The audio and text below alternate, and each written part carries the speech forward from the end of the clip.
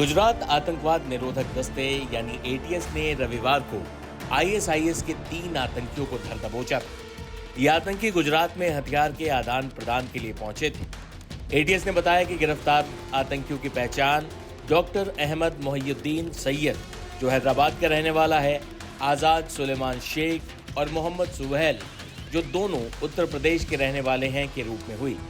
ATS के मुताबिक तीनों लखनऊ, दिल्ली और अहमदाबाद में कई संवेदनशील स्थानों की रेकी कर चुके थे।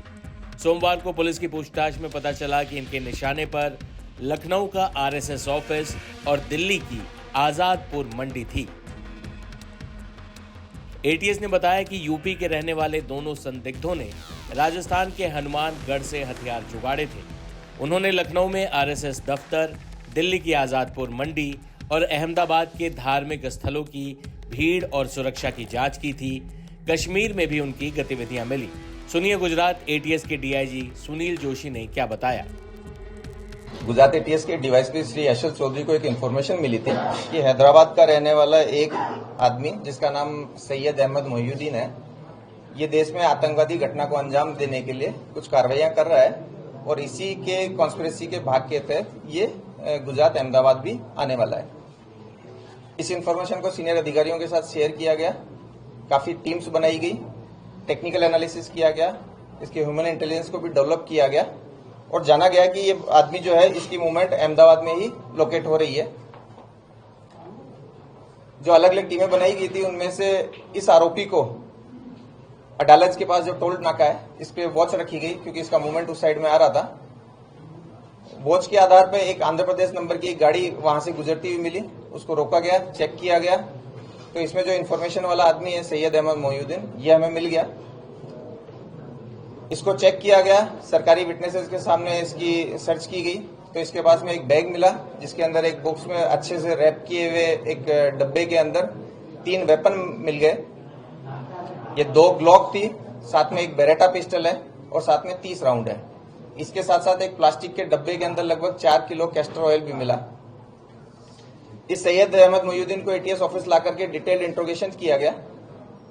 इसके फोन में भी बहुत सारी चीजें मिली गई, इसके बारे में पूछा गया, इसके इतिहास को जाना गया।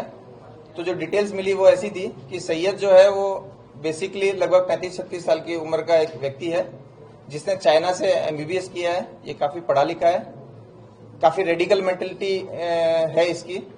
ये भारत में मोटे प्रमाण में मतलब बड़ी लोगों को नुकसान पहुंचा पाए इस तरह की आतंकवादी घटना को अंजाम देना चाहता था। इसके लिए बहुत सारे फॉरेनर्स के कांटेक्ट में था। अभी जिस व्यक्ति के साथ इसका सबसे ज्यादा लाइव कम्युनिकेशन था वो एक अब्बू खदीजा नाम से एक टेलीग्राम आईडी थी जिसके साथ एक कांटेक्ट में था, जिसे अपना आमिर मानता था। अब्बू खदीजा जो है वो आईएसकेपी का हो सकता है, ऐसा इसका मानना है। इन्होंने मिलकर के जो राइजिन एक बहुत ही पोटेंट पॉइजन है उसको बनाने की प्रोसेस इसने स्टार्ट की थी। उसके लिए इसने रिक्वायर्ड कैस्टर सीड्स, एसीटोन्स, क्रशर्स वगैरह वगैरह जो इसको चाहिए वो इसने प्रोक्योर किए थे और वो केमिकल प्रोसेस भी चालू कर दी थी। इस पर्टिकुलर विजिट में इसको ये वेपन की डिलीवरी होनी थी। इन वेपन की डिलीवरी के बारे में जब पूछा गया तो ये कलोल के आसपास से इसको एक लोकेशन पे ये डेड ड्रॉप की तरह ये वेपन मिला था। इसके फोन को और डिटेल से देखा गया तो इसके अंदर एक सस्पेक्ट नंबर भी मिला जो कि इस कंडीशन में इसको उससे कांटेक्ट करना था कि अगर वो ये डेड ड्रॉप नहीं ले पाता है तो। इस नंबर को जब चेक किया गया तो ये नंबर यूपी से मूल इसका एसडीआर होना पाया गया और इसका मूवमेंट गुजरात में होना पाया गया। इसके लिए एक अलग से दूसरी टीम बनाई गई जिसमें DYSP Virjit Parmar, DYSP KP Patel, PI CH Panara और दूसरे हमारे पीआई पीवी देसाई वगैरह, इन सबकी एक टीम बनाई गई। इस नंबर को लोकेट करने के लिए जब भेजा गया तो ये नंबर लगभग बनासकांठा के आसपास आया। वहां के बहुत सारे होटल्स, गाड़ियां सब चेक करने के बाद में ये 2 लोग हमें वहां से मिले हैं। ये जो दोनों लोग हैं ये लखीमपुर और शामली के हैं। इन दोनों के नाम आजाद सुलेमान शेख और मोहम्मद सुहेल, मोहम्मद सलीम खान है। ये दोनों दीनी पढ़ाई किए हुए हैं, काफी रेडिकल हैं। ये भी बहुत सारी फॉरेन एंटिटीज के कांटेक्ट में हैं। इन दोनों ने मिलकर लखनऊ, दिल्ली, अहमदाबाद में कई सेंसिटिव प्लेसेज और भीड़भाड़ वाले जगहों की रेकी की है। साथ ही इन लोगों का जो मूवमेंट है वो कश्मीर में भी दिखाया है इन टेक्निकली। इन लोगों ने ये जो डिलीवरी है, जो वेपन्स की डिलीवरी है, वो हनुमानगढ़ राजस्थान, जो कि एक भारत पाकिस्तान बॉर्डर का जिला है, वहां से ये डिलीवरी ली है। और डिलीवरी लेकर के ये कलोल में इस डिलीवरी को ड्रॉप करके इन्होंने अपना जो उस जगह के जो फोटो, वीडियो और लोकेशंस है वो अपने फॉरेनर हैंडलर को भेजे थे, जिसके आधार पे सैयद ने इसकी आगे डिलीवरी ली थी। इस तरीके से गुजरात एटीएस की कंप्लीट जो टीम है उसने टेक्निकल एनालिसिस और ह्यूमन इंट के आधार पे एक अच्छा मॉड्यूल पकड़ा है, जिसमें 3 जो मुख्य आरोपी हैं उनको अभी तक हम पकड़ लिए हैं। आगे इन्होंने जो डिलीवरी ली, उसका सोर्स, ये जो पॉइजन बना रहा है उसका यूज, ये जो फंडिंग कलेक्ट कर रहा है उसके बारे में वो डिटेल इंट्रोगेशन के बाद में हम आपको बता पाएंगे।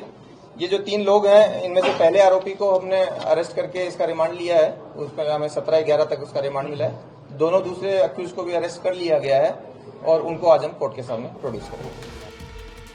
आपको दिखाते हैं कि इन कथित आतंकियों के पड़ोसी और परिजन क्या कह रहे हैं। हैदराबाद का अहमद जो चीन से डिग्री लेकर आया था और रासायनिक जहर बना रहा था, उसके भाई ने क्या कहा, सुनिए। भाई मेरा नाम सैयद उमर फारूक है। मेरे भाई सैयद अहमद मोहिउद्दीन 2 दिन पहले बिजनेस की डील है बोल के गए थे। बाद में मेरे को 2 दिन के बाद कॉल आया कि मेरे को जो है यहाँ पे धोखा देकर बिजनेस बोल के बुलाया गया।